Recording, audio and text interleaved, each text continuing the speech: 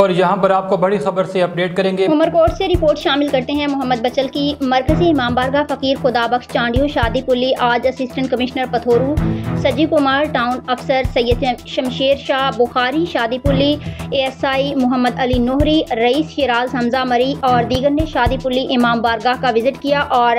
इमाम बारगाह के general secretary master Ghulam Qadir खोसा से इमाम बारगाह और रूट के बारे में बातचीत की, जिसमें असिस्टेंट कमिश्नर पथोरू सजी कुमार का कहना था कि सफाई सुथराई और अमन अमान बहाल करने की हर मुमकिन कोशिश की जाएगी और असिस्टेंट कमिश्नर ने मेन रोडों को खुला रखने और जो इंक्रोचमेंट को हटाने की हिदायत की। उन्होंने कहा कि दुकानों के आगे रेहड़ी वाले उनको फ़ौरन हटाकर और दुकानों के आगे गैर कानूनी छपरे उनको फ़ौरन हटाना हमारी अव्वलीन पॉलिसी है, क्योंकि आने वाले जुलूस को कोई दुश्वारी का सामना न करना पड़े।